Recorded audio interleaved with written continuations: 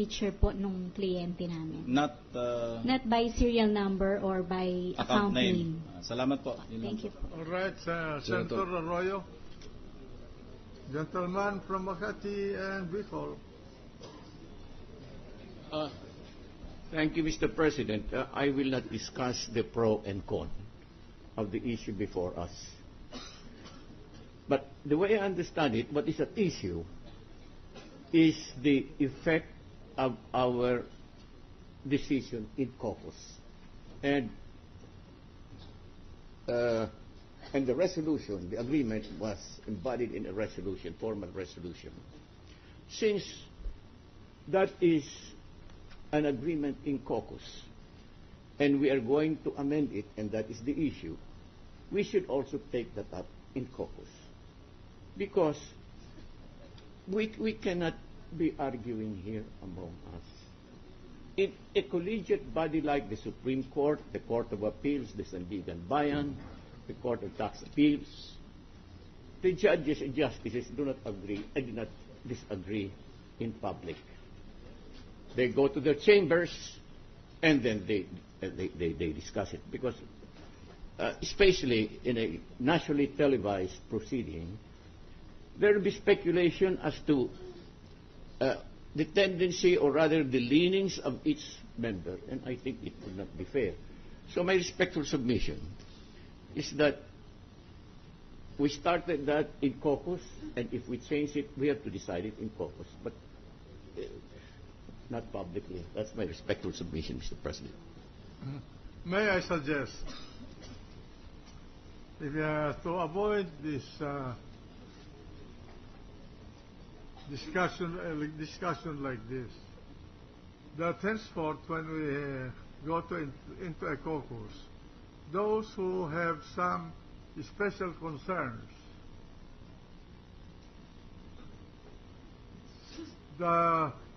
they should submit in writing to the presiding officer their requested suggestions or proposals, so that when we discuss in these things in caucus, then we take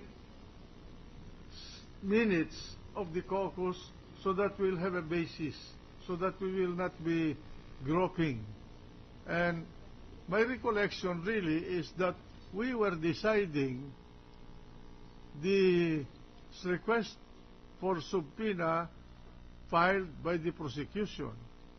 We did not touch on the request of fellow senators who are sitting as judges in this proceeding. So, and we are confronted also with a development like a request from the Defense Counsel, motu proprio, to ask for the bank records of his clients over a certain period of time. Now, so that we will not have any misunderstanding among ourselves, I'm sure that and to facilitate our I would suggest on Monday I would respectfully request the members of the court to submit in writing their proposals so that we will have a record of these things. Senator Pangilinan. Yes, Mr. President, just a few questions sa ating witness. Gandang hapon. If you have any question, what is may I just, with your permission, request the pleasure of the senator from Taguig. Are you going to ask questions or? Actually, no, Mr. President. With the indulgence of Senator Pangilinan, I was going to comment on his Honor's statement. So, if I may, so that we can conclude this issue. Precisely, Mr. President, why I stood up was because the request of some of our colleagues, and I thank Senator Osmeña for the clarification, because his request for year ending December 31 was consistent as discussed in caucus. I stood up because some of the requests were different from what I remember was decided on in caucus, which is precisely why I just wanted to bring it to the attention of His Honor so that we can decide if everybody is amenable that we move forward and expand what was decided in caucus. I had no problem. I did not take a position. Yes. That is exactly what I was trying to do. But I would also like to mention in His Honor's suggestion that we put it in writing. The difficulty is that sometimes we cannot predict what issues would come about. So in other words, when we decided that December 31 was the year ending, it would not have come to mind then that I indicate that this is a matter important to me, because I just assumed that it was what was agreed upon. So sometimes we will just have to raise our hands and point out that is this different from what was agreed upon, and can we go back to caucus and discuss it if other people have the same view. Yes. That is my only desire, Mr. President. Yes, but I would urge everybody so that we can remember all the subject matter of discussion, to please submit to me your special request for consideration, and I'll make a file of this. Yes.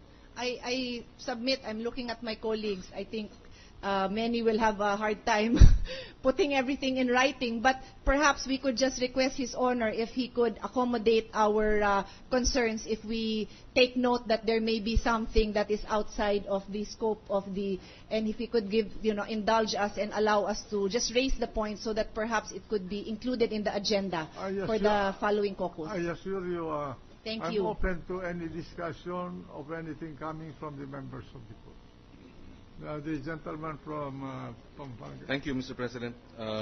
Gandang hapon ulit, Madam Witness. Okay naman po kayo? Good afternoon po. You're Yes. doing okay? Yes, Your Honor. Magiging boy ba o girl yung... Girl po. Girl. Baka magiging senador din o abogado one day. Maybe the counsels for the prosecution or the witness can answer. No, my understanding is that the subpoena was supposed to be from 2000 documents from 2002 to 2010, when he was Associate Justice until now as Chief Justice, or is it only until 2005? Your Honor, to answer your question, as per subpoena signed by the Honorable Senate President and presiding officer of this Honorable Court, the original and certified true copies of the opening documents, 2000. the year is not indicated because we do not know when it was opened. But the bank statement or the bank balances for said account started with the year ending 31 December 2005, 2006, I see. up to 2010. So, despite the fact na 1989 pa yung account na ito, ang hinihiling lang ng korte ay mula 2005. Yes, Your Honor. Kaya yun ang dinala ninyo. Yes, Your Honor. So kung hiniling ng korte yung bago 2005 mula 2002, dadalhin nyo rin, pero hindi yun ang hiningi. Tama po ba yun? Depending on the availability of the documents, Your Honor. Yes.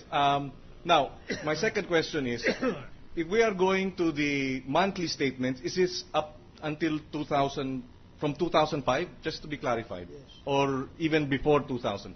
2005. 2005. Okay. Sige po, I just wanted that clarified. Thank you. Thank you, Madam Witness. Salamat. Mr. President, earlier Anything else? yes, there was a manifestation by the by the defense that they will suspend the cross-examination. So with that, Your Honor, please, just one or two housekeeping matters, Your Honor. Proceed. First, I would like this representation and the prosecution panel would very much appreciate if we can agree on the date and time now for the examination of those monthly statements. We cannot agree yet on the date, Your Honor, because we were communicating with the Chief Justice And he mentioned to us that there were several statement of accounts with him. So as of this moment, I feel that Yes. if we have those statements, we need